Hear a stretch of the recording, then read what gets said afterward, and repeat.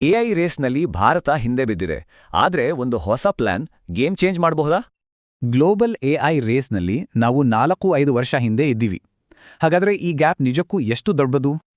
ದುಡ್ಡಿನ ವಿಚಾರಕ್ಕೆ ಬಂದ್ರೆ ಅಂತರ ತುಂಬಾನೇ ದೊಡ್ಡದಿದೆ. ನಮ್ಮ 5 ವರ್ಷದ ಬಜೆಟ್ ಅವರ 1 ವರ್ಷದ ಖರ್ಚಿಗಿಂತ ಕಮ್ಮಿ. ಇನೋವೇಷನ್ನಲ್ಲಿ ಚೀನಾ ಮುಂದೆ ಇದೆ. ಜಗತ್ತಿನ 60% ಎಐ ಪೇಟೆಂಟ್ಸ್ ಅವರತ್ರನೇ ಇದೆ. ಅದೇ ನಮ್ಮ ಪಾಲು ಬರೀ 0.5%. ಡಿಫ್ರೆನ್ಸ್ ನೋಡಿ ಎಷ್ಟಿದೆ ಅಂತ.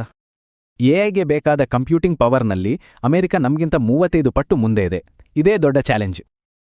ಹಾಗಂತ ಬರೀ ದುಡ್ಡು ಮತ್ತೆ ಪವರ್ ಇದ್ರೇನೆ ಗೆಲ್ಲೋಕಾಗೋದು? ಬೇರೆ ದಾರಿ ಇಲ್ವಾ? ಇಲ್ಲಿದೆ ನೋಡಿ, ಡೀಪ್ಸೀಕ್. ಕಡಿಮೆ ಖರ್ಚಲ್ಲಿ ದೊಡ್ಡ ಕಂಪನಿಗಳಿಗೆ ಟಕ್ಕರ್ ಕೊಡೋ ಒಂದು ಹೊಸ ಮಾಡೆಲ್.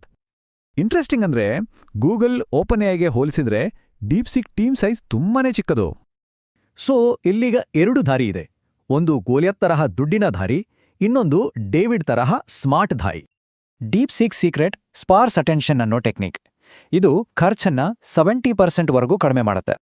ಇದರ ರಿಸಲ್ಟ್, ಡೀಪ್ಸೀಕ್ V3 ಮಾಡೆಲ್ ಟ್ರೈನ್ ಮಾಡಕ್ಕಾಗಿದ್ದು ಬರೀ 47 ಕೋಟಿ ರೂಪಾಯಿ. ಹಾಗಾದ್ರೆ ಈ ಸ್ಮಾರ್ಟ್ ದಾರಿ ಹಿಡಿದ್ರೂ ಭಾರತಕ್ಕೆ ಎಷ್ಟು ಖರ್ಚಾಗ್ಬೋದು? ಬನ್ನಿ ನೋಡೋಣ.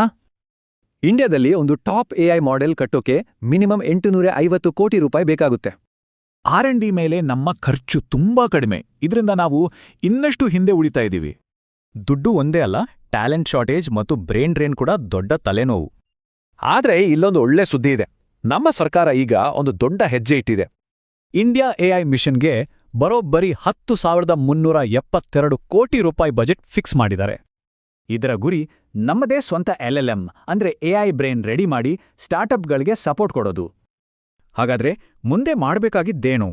ಡೀಪ್ಸೀಕ್ ತರ ನಾವು ಅಲ್ಗಾರಿದಮ್ ಎಫಿಷಿಯನ್ಸಿ ಮೇಲೆ ಫೋಕಸ್ ಮಾಡಬೇಕು. ಡೀಪ್ಸೀಕ್ ಒಂದು ಹೊಸ ದಾರಿಯನ್ನಂತೂ ತೋರಿಸಿದೆ. ಭಾರತ ಆ ದಾರಿಯಲ್ಲಿ ನಡೆಯುತ್ತಾ?